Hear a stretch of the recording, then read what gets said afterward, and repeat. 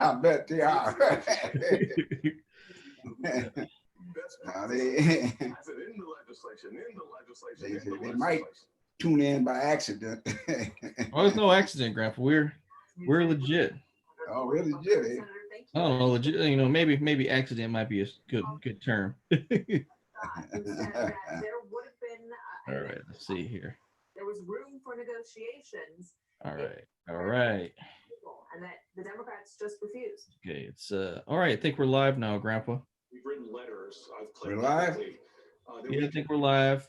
All right, so let's see if we can get a few people in here so they can, you know, we're live now, but we got to make sure people can see us before we really get into the meat of it. You know, like a music concert, you just can't start singing if no one's in the crowd. That's right. From immigration reform to other big compromises, form a gang of 8 or a gang of 6 to work this out.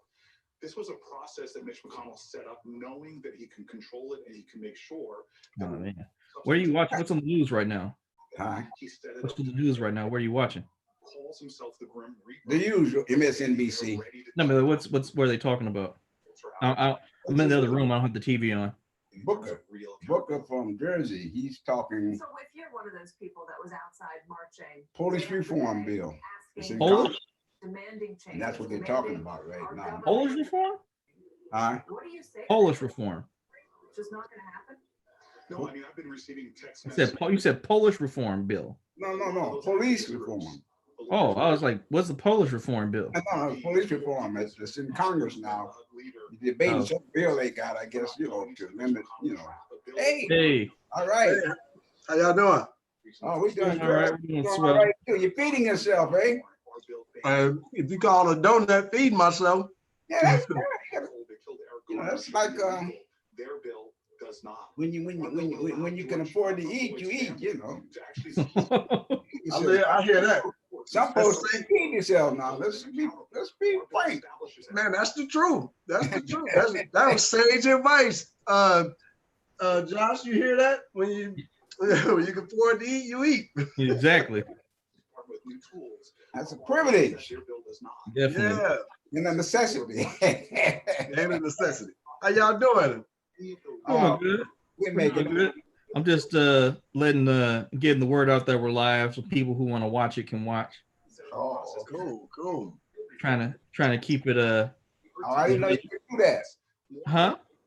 I didn't know you could do that. Yeah, Grandpa. You know what? People who watch it to watch it. Yeah, I mean, people. We get a decent amount of like live people watching our show. Oh, okay. You know, especially since we added more talent. Yeah. But I'm thinking of this. You know, I think we got all the participants here. Let's want to go first, Grandpa? Want to bust out what you got to drink? I know Boo Bear is gonna love it. I'm always gonna stay with something that's respectable, you know, enjoyable. What you Sounded all downhill. I'm talking the real stuff, you know. The real stuff. This is by I guess Anheuser-Busch.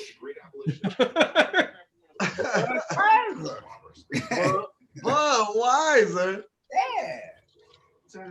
So where do we go from here? That's the beer for people who are on the move. I got mine by accident. Yeah. What you drinking there? How'd you get it by accident, Grandpa? Huh? How'd you get it by accident? Well, I said people on the move, and I ain't been moving, you know. I'm not a stack here, so I just snuck up and got me one.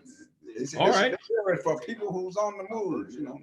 I got some Trooper Sun and Steel, the sake lager by Iron Maiden. Okay. Oh, okay. Apparently Iron Maiden makes beer. Okay, you've been shopping, eh? When you get to that? You can't get it local.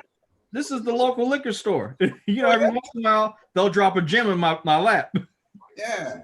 Okay. I'm interested. Sake lager, that's different. Okay. Next time I'm gonna make sure that it's only 4.8%. Something not known but equal to Budweiser. You might like it, Dad. I've never had it, but it's a lager like Budweiser. Budweiser a lager. So what's the name again? Do you believe this is just a Well, let me read the can. It says Iron Maiden and Robinson's Brewery bring you Sun and Steel. Sun and Steel is a double fermented pilsner with a crisp and refreshing taste and sake-like notes. I don't know what they call it lager though. The sixth beer from Iron Maiden vocalist Bruce Dickinson and Robinson's Brewery. This project was over 2 years in the making, blending creative thinking, British brewing excellence, and Japanese sake yeast to create a truly unique beer. Kampai. That's interesting. Yeah, it is. If it's good, I'll bring something down to the house, Grandpa, for you to try. Oh yeah, that would be ready and ready. What about you, Uncle Pooh? You gotta drop the dime. All right, I'm drinking Just a moment ago that Anti-Hero. This is by Revolution Brewery. Mm-hmm. It's a pale ale. This is 6.7%. You could probably find. I know you can find this in Michigan. I've seen that. Yeah. It's decent. We finally got some regular drinkable beer. I don't got to keep going into my beer vault. Oh, okay. We finally got some regular beer in the house. This is probably like $8 for a 6-pack, $9, something like that for a 6-pack. That's the stuff you got in the safe, eh? Nah, not this. This just in the refrigerator. When It's in the refrigerator. company come over, y'all can drink this. You know what I mean? Like, I don't think you'll like it, but I think it's pretty good. It's a IPA, so I know you don't like that bitterness. Yeah. Well, what does IPA have to make it? Why IPA? Explain that. It got hops in it, so yours got like wheat and barley, but these got hops in it, and it adds like a bitterness component to it. Yeah. So like the IBUs, International Bitterness Rate units, IBUs, International Bitterness Units. I was trying to see what do they got theirs on here. IPAs usually share their IBUs.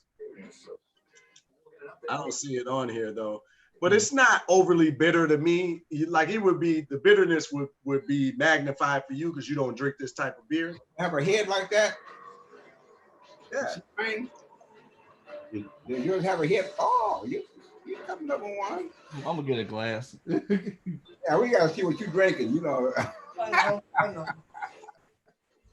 Can you see it? Yeah. A nice one on there. Almost like Budweiser. It's beer. You know, it just ain't one of my super fancy beers. This is like low end of the craft beer realm. It's better than what you drinking, but you know, Okay. give it a choice. I'm gonna go in my stash. It's better when I'm drinking. It's got to be good. I got a sneaky suspicion. I know what you're gonna rate this good beer. I'm pouring it. Hey, he poured it. Give me a head on this beer too. Oh yeah. It's crisp. I use Experian Boost and Yeah, I boost my credit score. It's a little too much, but too much foam. But you know, Yeah. it smells pretty decent. I never had sake beer, so. Sake. All right, Yeah. cheers. Oh wait, you What's gotta your rate, right? Do I do a what's your ranking of it, Grandpa? What are you thinking right now? Well, I've Even said though- it before, I'm going to make sure it stays the same. Oh yeah, I think we definitely did it. I think we did rank Budweiser at some point. The tale of two kings. Yeah, it's the same. Good beer. Good beer brewed in what? Missouri? Sure. I don't know. Sure. Uh-huh. Sure. I don't know where it's made at. I think it's made in Missouri. St. Louis there. I seem like I remember. I know we got 5 people watching this right now. So I mean, somebody in the comment section. They came with the surprise or something like that. Yeah. Well, you know, what was the number ranking you gave it, Grandpa? Now we got 4. Dang, I didn't talked it up. I can't recall, but I'm going to say I had to give it a 6. All right, that sounds reasonable. With a 6. I'm going with 6. I ain't going out there on a limb, you know. All right, well, go, Pooh Bear, rate yours. Yeah, I'm going with a 6. Oh, wow. Yeah, so you Josh. see how you know the difference. It might even be like a 5.5 to be honest with you. This is just a regular beer. You know what I mean? It's not from the vault. Yeah. Okay, well, I'm gonna try this beer sake. Schultz 4K television for less than $2. I want these Bluetooth headphones for $20. Oh, that's interesting. Like if you ever had sake before, it definitely has that smooth taste. But yeah, That's a Japanese beer. yeah. Well, no, it's made with Japanese components, I guess. But it definitely has like sake smoothness when you drink it. Like if you have good sake and or sake, I'm not even sure you pronounce it. Forgive me, who knows it. I don't. But it definitely tastes. It tastes like As we get this, I believe I said Grandpa would like this beer. I'll say that. It definitely tastes like how Grandpa would say beer should taste, but it's smooth. It's smoother. It doesn't have like any weird fizz. It's like you can definitely taste alcohols in it, and it's Grandpa. I'm gonna save you a bottle. Oh, okay. I think I could. I give it a 7. It's okay. It's pretty good. I mean, I can see myself drinking it again. Mm. Yeah, it's definitely they did a good job with it in terms of finding something new. I never would have thought about mixing this type of stuff together. That's interesting because the thought of sake doesn't interest me. Like it's not good. Like outside of getting drunk, like I just don't see the enticement with drinking sake. Bro. Maybe I just had some nasty sake. I don't know. I think it depends on what you have, but it's a very mellow taste. It's like a light, refreshing beer. Like I see you like it. You went for the full pour there. Yeah, it's not bad. Like the more I drink it, the more I'm starting to like it. Yeah. You want to up that rate? Yeah, but you ever drink it? You're talking about the beer or sake? No, I'm talking about this beer. Oh, okay. I thought you said something about sake. No, I mean it's made. So it's what does it say? It's a sake lager. So like I read the can, they used it has some sake notes. Like yeah, they definitely the way they made it. It definitely kind of it does kind of have like a sake feel to it. Oh, okay. I might say 7.25. It might go up a little bit. I got a little bump in there. A little bit. It's not bad. I would better than you might go up to an 8, and then you'd be in that never land. 8. I don't know. I think back down. You're gonna have to re-rate that. It's I'm not sure. I'll put like bitter beers, but I don't know. You might have to give this a taste. You might think this is okay. Oh, okay. I give it a shot. I mean, I like bitter beer. I really like all beers. I like the bitter beers, which of the IPAs. I like stouts that have a deeper, richer, natural feel. I like bourbon barrel aged beer. I like sours. I don't really like lagers and pilsners. Those are like the only 2 beers I don't really like. There's not a whole lot of porters that I really care for. Everybody keep telling me about a knuckle down or something like that. I don't know, but it's like a big ABV porter, alcohol by volume. Trying to think, what else do I drink? Sours. I like a saison. Yeah, I drink. If it's wet, I'll drink it now. And if it tastes bad, I don't want it again. But I'll give it a go. Oh, okay. Okay. Well, sure. That's the beer ranking part of it. Grandpa, you want to get into the topic today? You want to drop some history knowledge on us? Yeah, I was like, I think it was last week I was talking about Cuba. And I was talking about the us taking possession of Cuba and Guam and Philippines and Puerto Rico, all in that Cuban thing, I mean, at the time, Cuba was the meeting the Spanish-American War was started. He was saying that Spanish blew up the Maine. You've heard this thing about remember the Maine, remember the Maine. So it blew up there in the harbor, you know. I'm still here. I'm just getting up doing something. Okay. They, Yeah, he says Uncle Pooh Bear say he's still here. He's just doing something. Yeah, oh, I can hear. yeah, okay. But anyway, I just like to add on. The only part of this history has ever been told, unless for you to find out or I would say the importance of the Castro Revolution, and you'd have to understand pre-revolutionaries Cuba, you know, before Castro. Mm-hmm. People don't realize it, but in 1898, when Teddy Roosevelt and his Rough Riders, they were militia, and they went to Cuba, and they took a hill called San Juan Hill, Mm-hmm. and you will see pictures of Teddy Roosevelt riding up San Juan Hill, you know. But you don't see the 4th Regiment, regular army. Teddy Roosevelt was militia. We had what is known as the 24th Infantry, the 25th Infantry. 24th. What's the difference? Huh? What's the difference? Yeah. I think militia was sort of like state, national. Like we got the Michigan National Guard. Yeah. It's not regular army. Mm. But doing this adventure there in Cuba, we had regular army people. And it was the 9th and 10th Cavalry, which were all black. You know, they're integrated at the time. And the 24th and 25th Infantry Division. And San Juan Hill. Hey, Grandpa, they're saying that your notifications from like your Ring are going off on your phone. Yeah, that's my Ring. That's my Ring. If somebody keep that motion detector. Yeah, well, yeah. The people are saying they can hear it on the. Yeah. Oh, you hear people too? People are commenting. They're telling me. Oh, I didn't know. Excuse me. Let me put it where they won't hear it or cut it off or something.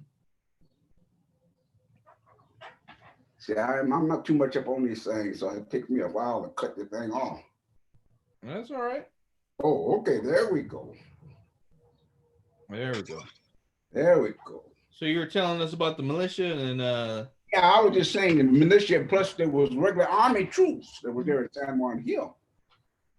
It was a black 9th and 10th Cavalry. There was a black 24th. These are regiments now. right. The 24th and 25th Infantry were all black regiments. And they were there at San Juan Hill. In fact, the outfit I was in, they had what they call the blockhouse. This was at the top of San Juan Hill when they went up the hill, you know.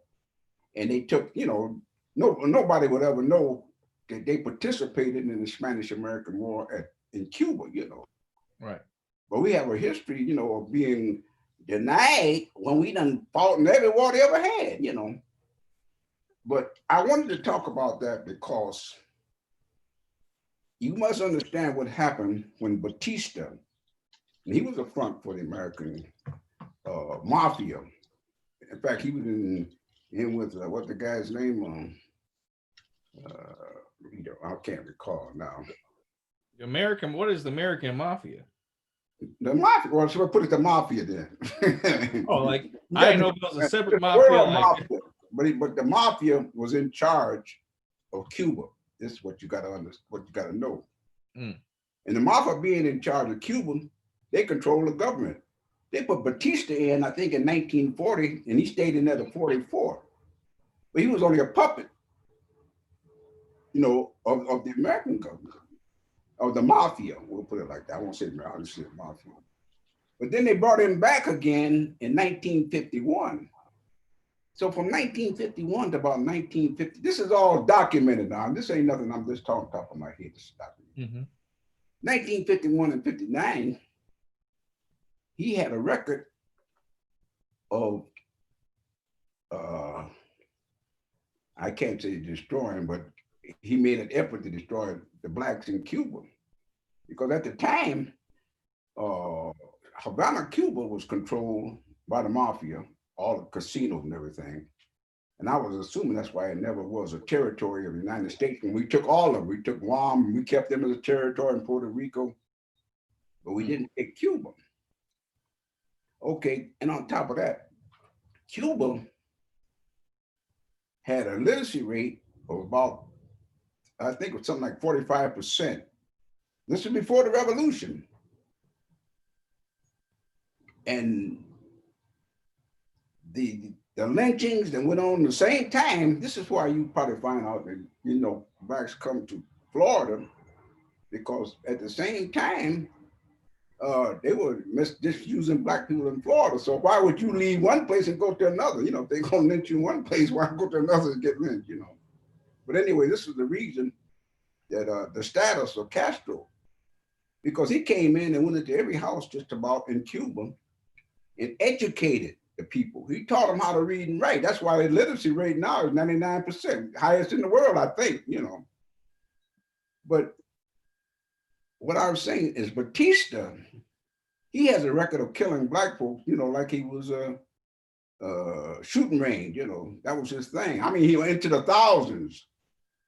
But when you talk about Cuba, they talk about the revolution, but they never talk about before the revolution, pre-revolution. And this is where we were catching it before they were learning to read and write and all that. You know, we worked the sugarcane fields and we worked the cotton fields. We had some menial job, but never was no job position. This is why if you check Florida and you find out the people that left Florida, they nationalized stuff. Mm-hmm. And so the people that left and came to Florida, they were the people that had the stuff that, you know, if you was in Cuba, you'd be glad to see gone, you know. But anyway, that's just a partial thing about what I wanted to say about Cuba. You know, that black people had a reason to like Castro, because Castro was a step upward from the time that what Batista did, you know. Little short episode. No, I love that like, you know, that and you share that, because a lot of people clearly don't know, right? And a lot of people do, but they won't mention it because they trying to cover it. That's because I tell you, it's documented, but they won't never mention it though. Yeah. By what I see it in any book, you know, that goes on pre-revolution, you know. Yeah. Wait, so I'm, you know, just being 30, every time I hear about Castro as just some young person, it's always Castro was a very evil man, and that, you know, he did this, that, and the third, and, you know, the American government shut off Cuba from itself. So, I mean, what was all that about? Like, did some change happen? If, like, he was so beloved before, like, what was the event that made people turn on Castro in America? So exactly what Dad was just explaining. So before Castro came into power in 59, right? Okay. Before he came into power in 59, there was another government was in place in Cuba. Right. And this particular government was very lenient to the American mob, the American politician, the American businessman, and the American government, and allowed them to do a lot of illegal things on the island of Cuba. Mm-hmm. And just for the blackness, they suppressed, murdered, and killed black people the same as they were doing here in America, right? That's true. There's no difference between Cuba and Florida and Miami, because, you know, at the time, Miami, you couldn't go on Miami Beach or nothing like that. You know, you were segregated, you know, big time. I mean, and they were lynching like they was in Alabama and Mississippi. Right. Wow. And, you know, it's different talking to Dad because he lived through it, right? But so Castro is hated because he ousted this particular government that was the puppet for these other people, right? So true, when he came in, man, they was murdering and killing people. He was, you know, getting rid of the government, throwing people out, and all these Cubans fled the unbelievable destruction that Castro is raining down on Cuba. He just He nationalized. read all of this, and they labeled it that way because he basically cleaned it up. He ran the criminals out. Amen. And all of them left, and he socialized the place. He allowed his people to eat. He taught them, he educated his people. So he did all of these things for the people, but America got shut out. He shut them out and stopped, he stopped being a puppet. Yeah. So that's why the embargo against Cuba happened, because then America said, look, well, if you ain't gonna get down, okay, we can't murder you because we tried, right? They did. Right. They pulled the Bay of Pigs. Like that was a whole assassination attempt. Yeah.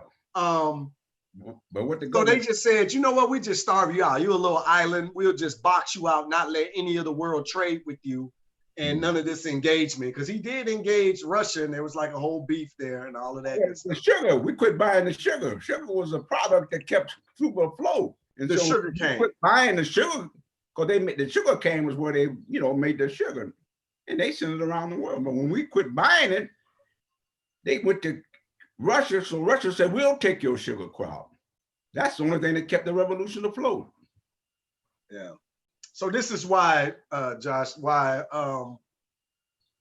Castro is demonized. But in the midst of all of that, the embargo and all of this, he still provided for his people, put up a structure that his people can survive. And they still send more medical doctors around the world to volunteer to help out in than any other country. And it's small, right? This little island, right? So what was interesting to me, Pop, so last year I went to Cuba, right? Hold on, we got a comment. Sounds like Castro was trying to drain the swamp and it went against the status quo. Interesting, I didn't learn about any of this while I was an adult. Right. Yeah, right. For real. I mean, he tried to establish the things that all of these countries talk about: equality, fairness, all of that good stuff, particularly for Black and brown people, right? Who were subjugated under the previous administration. But look, so I'm in Cuba, right? I'm there. I went on this tour. You do excursions or whatever. So I want to do everything. I think we had like 24 hours there, right? Whatever on that part and whatever. I forgot that quick. But I'm there going through the tour, and they're talking about, and this, and, in Castro's government, this, and that. And, I'm a blunt person, whomever is listening. But there's some older white people on the tour with me, right? We're on this big bus, everybody's there. So they're talking about, the place is terrible. People are starving. Look at this third world country, it was nothing like this when it was under Baptista, right? I'm just sitting there, right? Because, I'm just the ignorant Black guy who don't know nothing. So, but I'm just listening to these people talk, and they raved about the glory days of Baptista. It reminds me of the MAGA campaign, raving about the glory days when they could hang Negroes. Yeah. Right? That's what they talking about, the good old days. You know what it is. In the good old days before Batista was run out for his life, going back to Spain. Yeah. That was the good old days, eh? The good old days when we could just rape and pillage rid of him down here and run all our illegal business down here. They got rid of Batista. He ran for his life. From the good old days. Good old days. That's what they longing for. So it just being there, it reminded me of the same things. It was really interesting. It's like when we was in France. When we was in France, right? You're listening, not France, Ghana. Man, Spain. When we was in yeah, definitely. Spain. When we was at the Alhambra. Oh, I learned a lesson there now. I learned a lesson. What is the Alhambra? Can you, for those who are uninitiated? And the Alhambra was a last fortress of the Moors before Christopher Columbus came to the Americas. They had this beautiful castle. Well, there was 2 or 3 castles, wasn't it? It was just a beautiful work of art, right there in Granada. And what was I going to say? When they lost the last battle for Granada, and they said if you weren't Christian, that was the Spanish Inquisition. So if you want to question, off with the head, you know. Mhm. And that was the beginning of Europe taking over the African continent in a sense, you know. Well, you know, in addition, but Spain became a ruler, right? They had the Spanish Armada, then the British took the Spanish, you know, and destroyed the Spanish Armada. Portugal once had it because all of Brazil, you know, is Portuguese speaking people because they were in the slave trade too, you know. I'm not But anyway, mistaken. that was the Alhambra was the beginning of a new era. Let's put it like that. So, so like you said, the Alhambra is in Granada, Spain. So that's like southern Spain. So for those that might not know, right, our educational system does a good job of miseducating us, right? Mhm. So for those of you that don't know, during the Dark Ages, the ages weren't actually dark. There was mass civilization going on actually all around the world, particularly the portion of the world that's discussed during the Dark Ages is Europe. And I'm assuming part of the reason they call it the Dark Ages is because dark-skinned people dominated that area and that landmass, particularly Southern Europe and Spain. Well, over the years, this Spanish Inquisition and all of this, they never tell you who they're fighting. They just say the barbarians, right? So they're actually fighting the Moors. So the Moors, originally of northern Africa and, you know, around the reason why they say barbarians is because it was a play on the Berbers. And actually, that's, yeah. He's a Yeah, Berber. the Moors and the Berbers, right? So Same people. if you can drop a little bit on why they said barbarians instead of who the Berbers were. I just learned about this like last week, who the Berbers were. Yeah. Go ahead there. Go ahead. I don't know much about it as y'all, but No, you don't know much about it either. But we know this, that we know what Moor means, right? well, Moor means black. So when you talk about the Moors, you're talking about a black race of people. And they were in control of Granada, right? At the time when they were dispatched from Spain, you know. Well, that was Granada. They were in control of Spain, period. But yeah.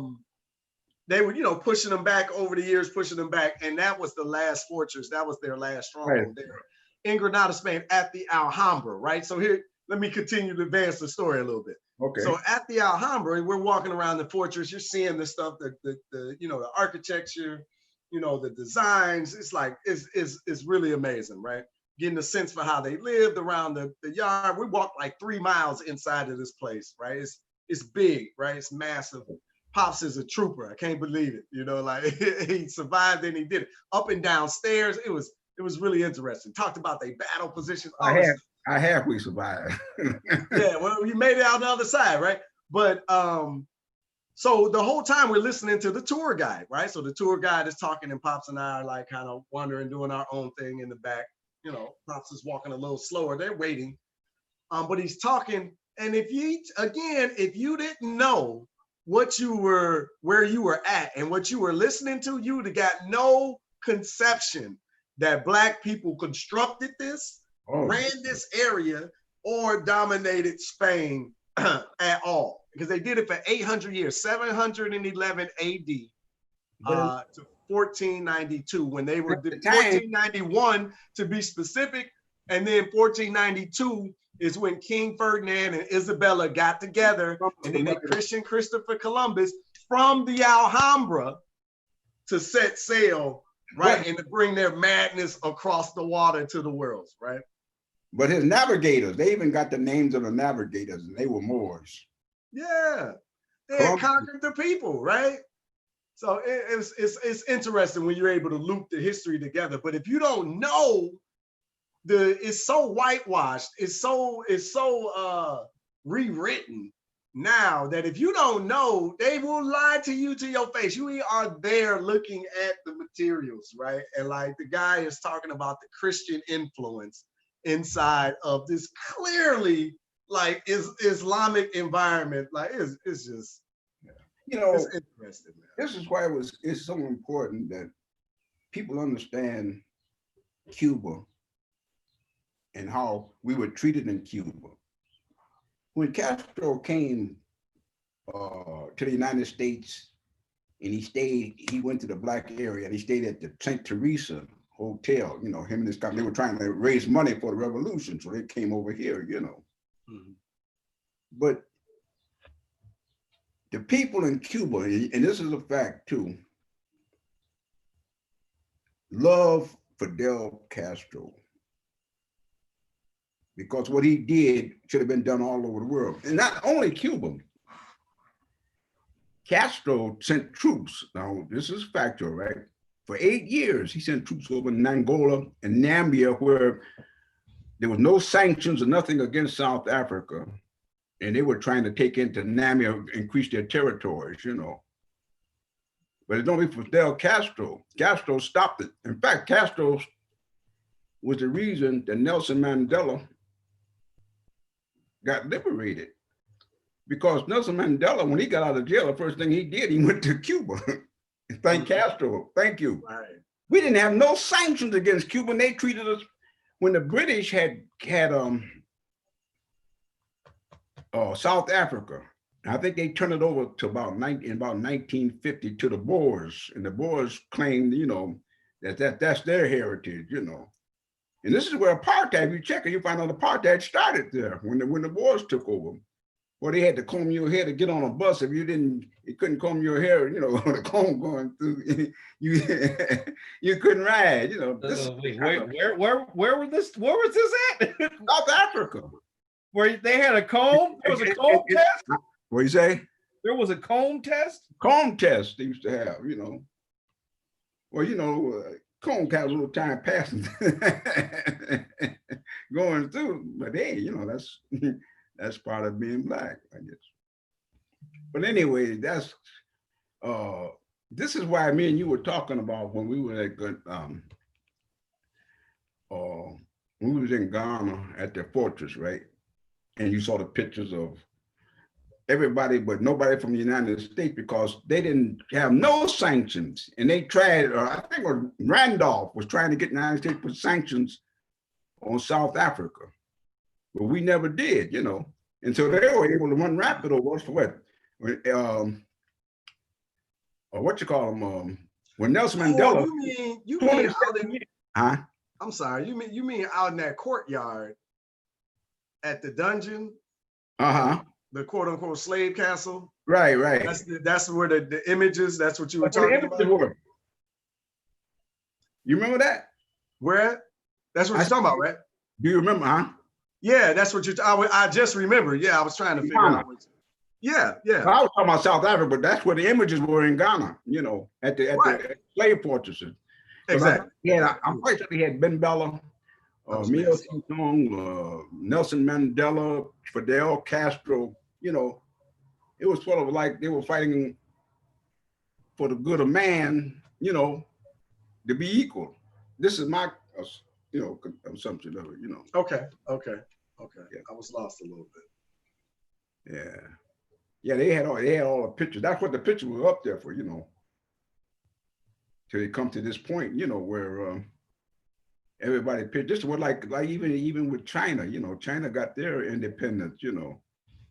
It was a long and tough battle, but now look at them, you know. Was this from? So I had not heard about this stuff before. So you saw these pictures. This is like Castro was up there with Mandela in Africa. That's right. Wow. Because we asked for sanctions on South Africa to stop this apartheid stuff, you know. America did. No, the blacks in America did. Let's put it like that. So America did. America itself did not ask for sanctions on South Africa. So America itself did, or just black people? Repeat that. So America itself did, or just black people? Wait, I don't quite understand what you're saying. Grandpa, you said that we black people asked for sanctions on South Africa. Right. It was black, like the ACP and all these different black organizations was asking for the United States to put sanctions on South Africa for the way they were treating the population, you know. Did they ever do that? Not as I recall. I have to look this up, but okay. That's wild. Yeah, I don't remember them. I remember like you know, college students like, you know, declaring sit-ins and all of that, trying to get the country to create sanctions against what was happening in South Africa, but I don't ever remember anybody getting behind it. Why would they? Why would they get behind it when the Klan was riding right here on their turf and the country's not on the terror list is the Black Panther Party, right? Like, and not the Klan. Like, come on. Like, so why would they do something around the country to try to stop them? That wasn't their MO. That wasn't their interest. That wasn't in their self-interest. That was fighting with an ally over something that they don't really care about anyway, right? Yeah. So I don't know. Like I said, Maybe I'm wrong. Maybe they did do something. I wouldn't hold it was all about the independence of the colonized countries over there, you know. Because it just came out the other day about Zaire, but it's not Zaire. It was at the time it was the Belgian Congo, and Patrice Lumumba became, you know, the first head of state after you got their independence from Belgium. But anyway, Patrice Lumumba was assassinated, and just the other day they was telling who was responsible for the assassination. Who was responsible? We were. CIA. CIA. All these years now, they posted it now. It's nothing that we saying off the top of our mouth, but this is they admitted it. I mean, you know how they declassify information. It's declassified. It's like, yeah, we did it. So what? Yeah. You know, but I just read the story on Patrice Lumumba. So I was really curious because you hear a lot of his name, but I didn't really know a lot about him. So it was pretty interesting, you know, but then even what's more interesting is who was tied to the Congo and all that rubber out there. And then, you know, Leopold and all of that madness that he rained down on those people, killing tens of millions of Africans. Hey, we're saying names here. Let's get some context. I know a little bit about these people. Let's drop a little blurb on who exactly these people are. Man, these are scoundrels, murderous individuals. In the context of what? What did they do? So the context of all of this stems back to 1885. So if you Google something called the Scramble for Africa, right? Oh, the Berlin Conference, right? The Berlin Conference, or Google the Berlin Conference, right? There's a book. Everybody got a part of Africa. Yeah, so there's a book called The Scramble for Africa, right? So it's really interesting what happened leading up to the Berlin Conference, right? So basically all the Europeans got together and said, hey man, we shouldn't go to war over all of these resources and stuff here in Africa. Like, let's just meet together and then divvy it up in some particular way. Literally, this is what they did for a year. They sat around in Berlin and divvied up Africa. This is why Africa got all those lines and all those continents and countries and all of that. None of that shit makes sense until you understand the history behind it. The British had Kenya, Nigeria. The Germans had, I think, Mozambique, Angola. But anyway, the whole continent with natural resources was taken from them. So, yeah. People don't know. They know that the Belgian Congo has got rubber, right? This was King Leopold was doing with getting the rubber. But there also was copper. When Lumumba got assassinated, they tried to divide it up and make Katanga. I think it's a province. It's a province of the Belgian Congo, but it's got the copper. They wanted to divide that up, you know. A guy named Maurice Tshombe, I believe it was, he was head of the this particular province. They wanted him to succeed from South Africa. I mean, from the Belgian Congo, so they can share in that copper. You know, that's one of the resources. You know, so it was a lot of intrigue and stuff going on at this particular time. So Lumumba didn't agree with that. He kept trying to unify. Right. That was his definite. Yeah, that was his death call, basically. He was trying to and the way that he's quote unquote disrespected the Belgian king during the day of liberation. Yeah, he spoke. I said, yeah, during the liberation when he had the independence ceremony. Yeah. Harsh about. Yeah, well, what he did was tell the truth. All he did was tell the truth. If you don't act like a demon, people don't call you a demon, right? So he told the truth. Oh, he shouldn't have did it in his face and all of this. Well, how disingenuous are you talking about we gonna turn over your country then? Turn over your country. Just listen to the thought of that. Let me turn over your country to you. And then I'm insulted by what you say to me. Like that's I mean, it's ridiculous, right? But anyway, that probably also helped sign and seal his death certificate. But he was trying to unify the people and keep the country together. And despite individuals like Leopold, who came after the Berlin Conference, but benefited by picking up where the Belgian country had left off, and then he ran with his madness to the next level with it. But Cecil Rhodes is a big, towering figure behind the Berlin Conference. What he did, you got to speak on what he did, man. Yeah, man. I mean, he did some of the most. People know about one genocide, but don't know about this particular one. Man, I mean, here go another individual that murdered tens of millions. Huh? Belgium? Is he referring to the Belgian? King Leopold. Yeah. That's Leopold, but yeah, and Cecil Rhodes. He killed as many as 12 million Africans in his period of time that he controlled the Belgian Congo. Now, this is stuff that's documented. If you didn't make the rubber production, they'd cut your arm off or your leg off or what have you.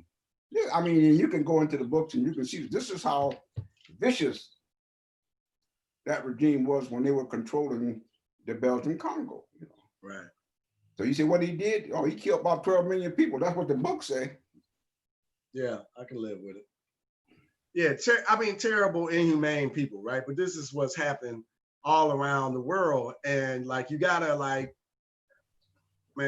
just read, really. The information is out there. They're not even hiding it. They're not, like I said, the United States admitted that they did it. And like, they gonna admit to a whole lot more things. Like, and I don't know, the people have attention for a minute, then they just don't. So I don't know.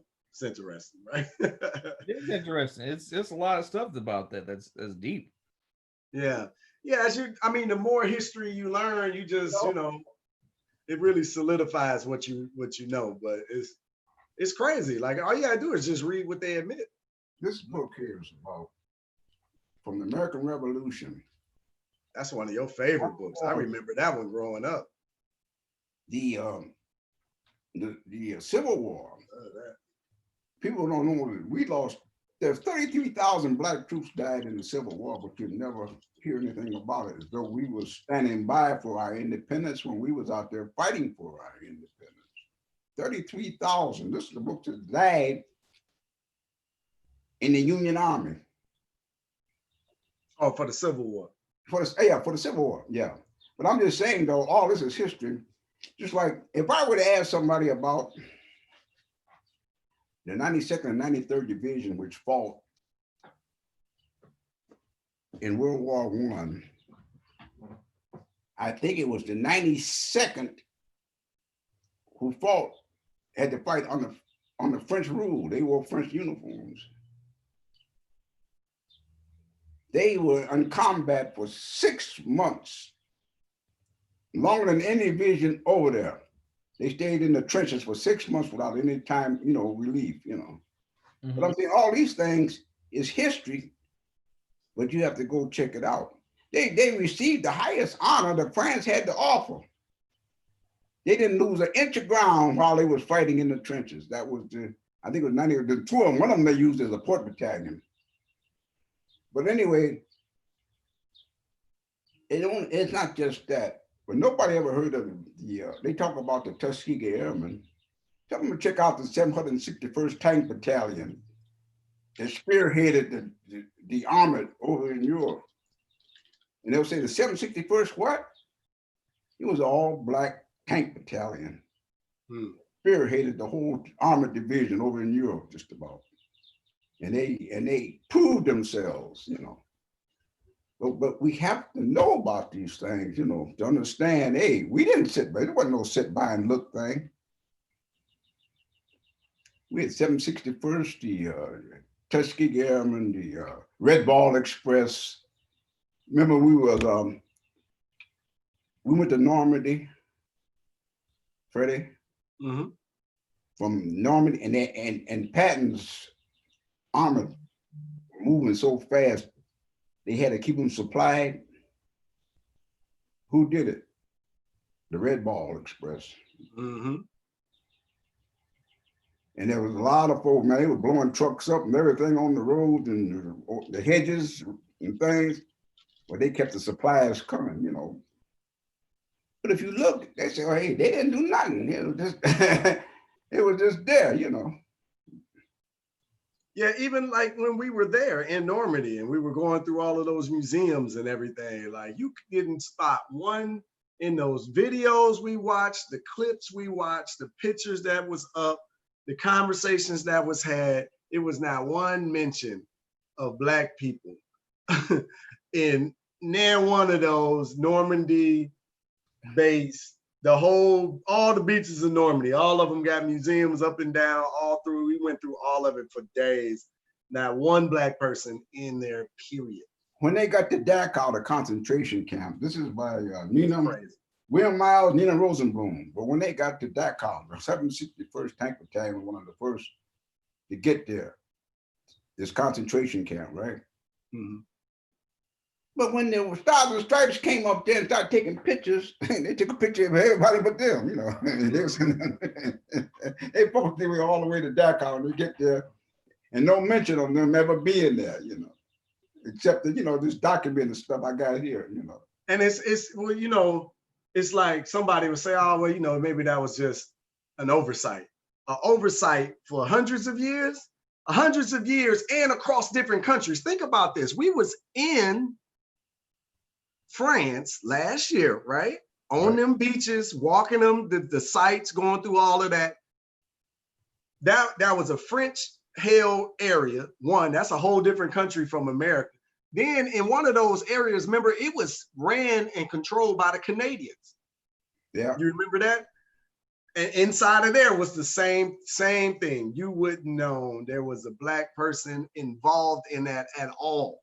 Well, you got none of it was in it. You got to remember the tenuous relationship between France and Black people in general. They're still a little salty about losing the only slave revolutionary war that ever happened that was successful, I should say. Well, there's a big reason, Haitian, right? Yeah, there is a big reason why Haiti's in debt, and that's because after they liberated themselves, France and a good portion of the world impacted a good amount of sanctions on them that put them in financial. I'll give France credit for this.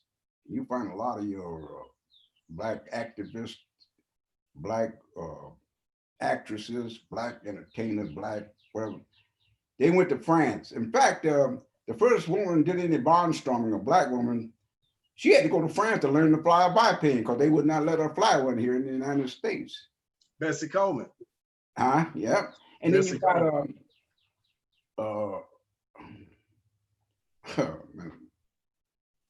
absentee, but I was just gonna call a few names. James Baldwin, in fact, he was over there, you know, he wrote over there. I think Langston Hughes was there because over there you had more independence than you did here. You had more freedom, you know, to express yourself. Catherine Dunham. I could name 1,000 Black people that went over to France. At least they were accepted, you know. Well, a little bit more so. While France is still practicing their, you know, ruthless economics, terrorism upon Black nations around this world. They continue to smile, give you a little bit of opportunity while they're just robbing you blind. Like the rest of these so-called. Huh? A little bit better than none. Nah, man. Like Michael Mack said, you know, you can't have a knife in my back, 9 inches, pull it back to 6, and I'm gonna congratulate you. Get the damn knife out my back. How about that? Then we'll start talking about, you know, reconciliation and stuff. Like we got to get to that point. Like we can't just, no, we're not good. No. Yeah. I always, whenever I think about that, things like that, like I just think, well, if the roles were reversed, how would they act? You know, I think you know the answer to that. So I had a few conversations recently with some white people who were, because I'm a little more patient than you, Uncle Pooh Bear. I'm like, if you have a question, I'll answer it, right? So I was talking to them. I used to be like that. So this your future. Yeah, I understand.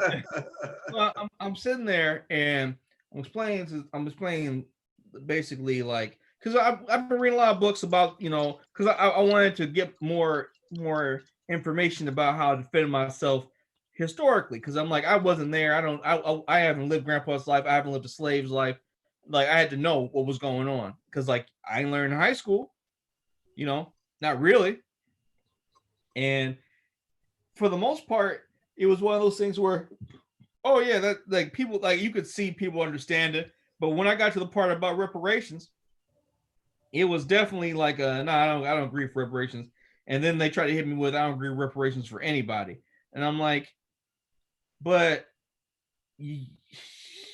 didn't slave owners get reparations? Like before emancipation even happened. Like there were, like, not everyone took it, and that's why the war happened.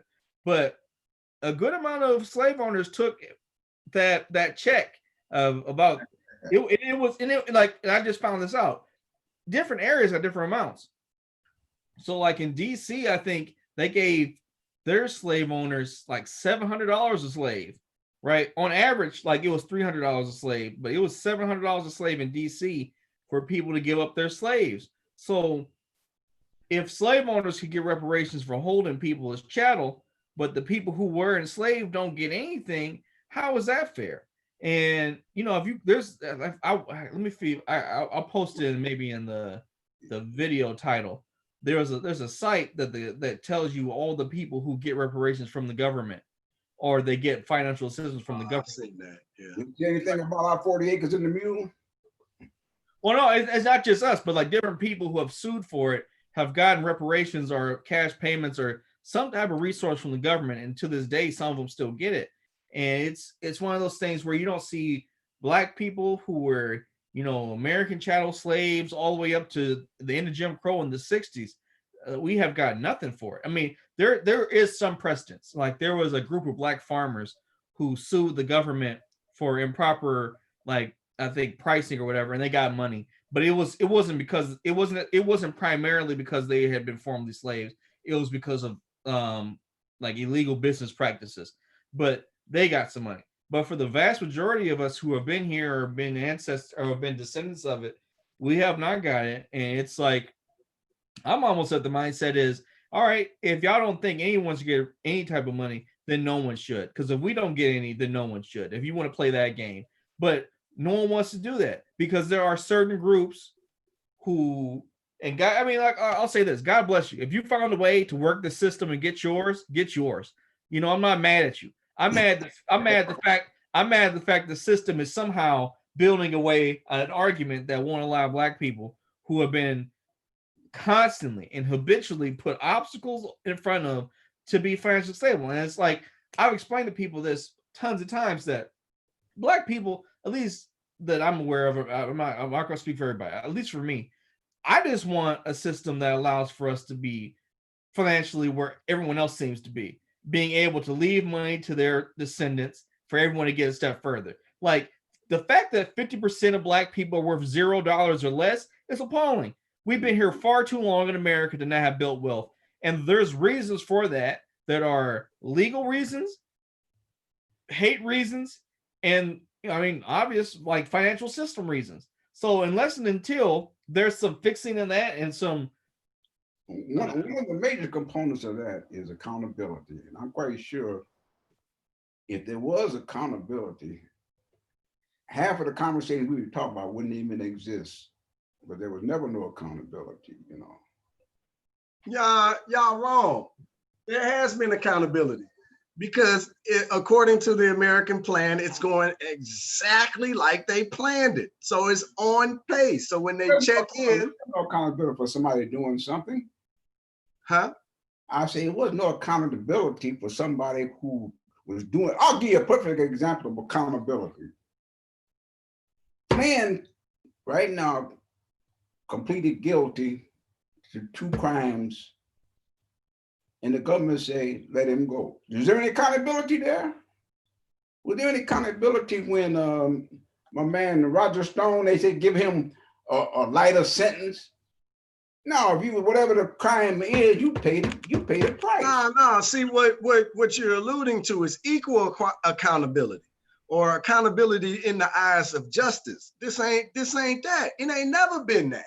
Well, I said it ain't. I said it's what we needed. You know. Oh yeah. Well, the country been needing it since its inception. They ain't never lived up to. America has never lived up to her ideas. Had a lot of things wouldn't be now if we had some accountability. If I took the time and you people wouldn't have been enslaved. In jail too. People wouldn't have been enslaved if the country and the people had some accountability. That's why I said it's all accountability. That's what I'm saying. But this is why I say they do have it, because this is what they want. The reason the slave trade happened is because that's what they wanted. Like that. So it's like we think about accountability and saying, like, no, you shouldn't have did that. That's like, oh, they was accountable. Yes, then you check that box. That's what we're doing here. This is what we got going on. That's what I'm just saying. The system is rigged. I won't deny that. No. Yeah, and they end on the rigging. So it's going according to plan. But you know, so when I address this, Josh, hey, I applaud you for, you know, trying to turn people around, you know, but I just, hey, it's a long race, man. Don't waste your time on one individual, right? It's a long race. I given up because I just say now, if you don't have any sense of humanity, then I'm not about to try to give it to you. Like, because at this point, there's just no excuses. You didn't grow up in the backwoods of Alabama. You ain't never not seen this. You ain't never encountered it. Like you didn't grow up in the isolation of the woods, and you're just getting used to people in the societal dynamic. Like you grew up in the information age with stuff on your phone, any and everything. You've seen it. So if you don't have a shred of humanity in your bones at this point, I ain't got nothing to say to you. Like, we ain't even got to talk, because I'm not trying to convince you. It ain't nothing else for us to be said. You're okay with people that look like me and my children and my future grandchildren being slaughtered on camera by people who get paid by citizens' tax dollars. You're okay with that. So I don't have nothing to say to you. Like, I'm not trying to convince you. I ain't got shit to say. Like they can go on and take a long walk off a short bridge. I ain't got nothing to do with it. Josh, I applaud you for fighting, but brother, I'm telling you, don't drive yourself crazy. I'm not saying I'm gonna drive myself crazy. I just think, and I agree with what you're saying. I think that I guess I haven't got to the point where I'm super angry enough yet where I just don't give, or I won't try to like direct people. Because I'm like, I just found this information out. Every time someone has to argue with me who says they don't quote unquote know, I'm like, here's some books, read these books, get educated. And if we had the argument again, then I got nothing for you, because I didn't point you in a direction where I'm like, if you say you don't know, here's what it is. But like you're saying, Uncle Pooh Bear, people want to be compassionate when they want to be. People support what they want to support, and people do what they want to do. I mean, because that's the real truth of it. But I mainly do what I mainly take the approach I take, because I find there's actually still a lot of Black people who don't know this stuff, and I feel compassionate for that, because I'm like, it took me all the way into these, like, I don't know, past until I got to my 20s to actually really find out a lot of the history. So I'm like, I understand if it took me that long. I don't know for people who aren't interested in learning, like how long it will take them. And I'm like, it doesn't cost me anything to like point people in a direction. It's what they do with it. And you know, not everyone takes that, but there's some people who have come back to me like, I read this and my understanding is different. Like there's tons of Black people who've come back to me and told me this. And it feels good to know that just like how I learn, other people can learn too.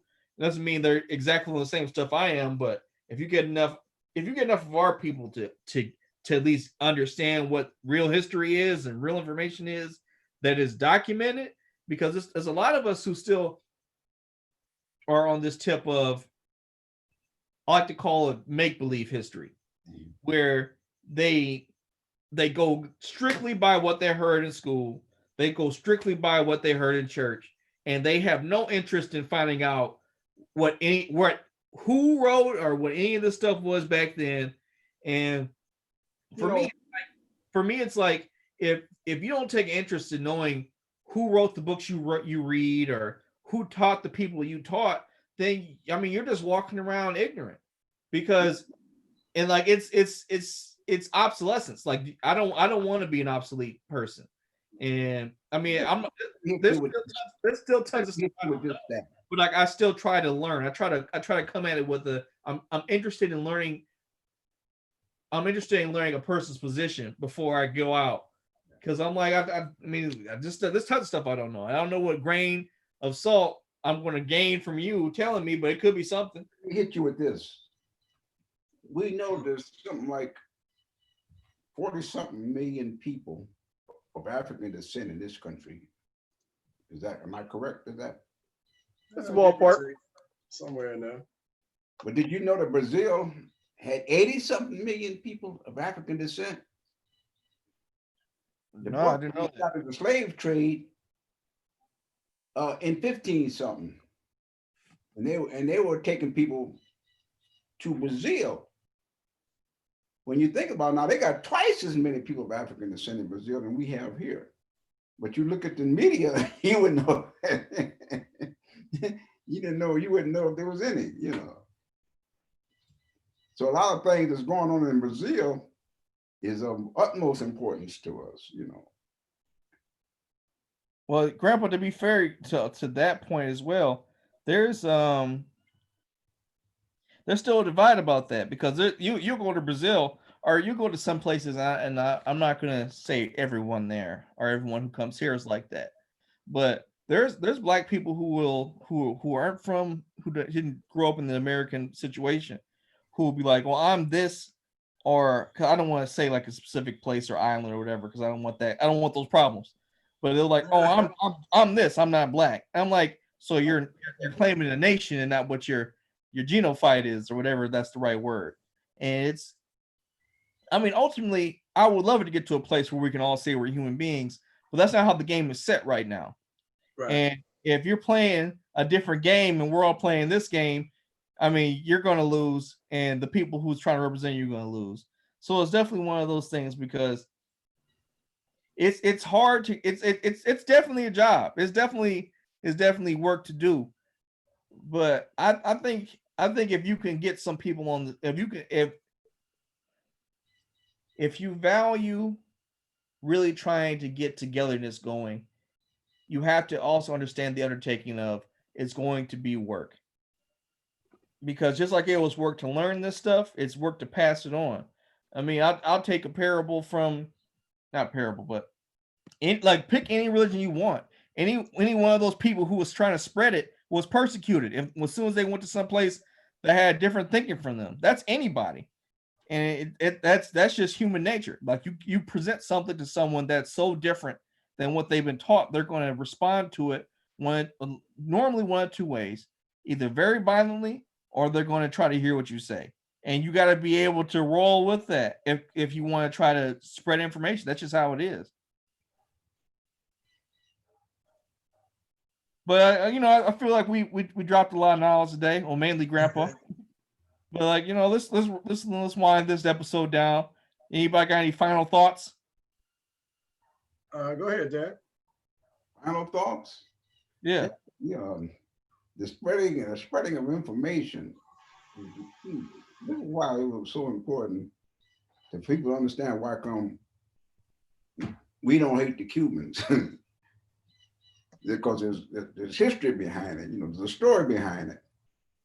So when they say the Cuban people and the revolution and all that, I'm looking at the time before the revolution, when people didn't have no education and when nobody intended to give them none, So automatically that puts it in a different perspective, So when you say, what you want to go to Cuba for? And I'm saying, oh, yeah, that's where I want to go. Yeah. Well, that's my final thought on that. But your Uncle Pooh? I like the idea of us spreading information to people so they can come in and say, hey, you're right about this, or no, because the book got it here, But there's a clarification out there, So if anything we were saying that's in dispute, have somebody comment and say, hey, that ain't the way it happened. Yeah, I think it's dead on. But yeah, so my final thought is, I gotta just agree with Pops. I agree that it's great that the information and the interest is being spread. So hopefully it keeps going. Cool. I already gave my long ass final thought. So as always, try Sun and Steel. It's Yes. it's surprising. Sake beer is something. What was that? Anti-hero? If you can't get a Budweiser, try a Sunny Steel. Oh yeah, Uncle Pooh Bear, you're on mute. Oh, I was gonna say next time you come up here, somebody cutting the grass. So this is pretty loud. Next time you come out here, we gotta go back to that bar in Dearborn where they had all those glasses with all those beers. Oh, Remember? that was luxury, wasn't it? We gotta go back there. If I find the name, He was educating us on the different types of beers and different types of tastes, eh? Oh yeah, that was nice. But anyway, until next week, everybody, you guys be safe and bless you and all that good stuff. You want sign? You gotta do your salute, Grandpa, to sign off. Well, my sign off would be Budweiser. All right, see you guys. I gotta end the call. That's how it ends the thing. Yeah. Oh, Uncle Pooh, send me your beer's name so I can put it on the thing. Okay. All right. See you, Grandpa. All right. Have a good one. You too. You too, man.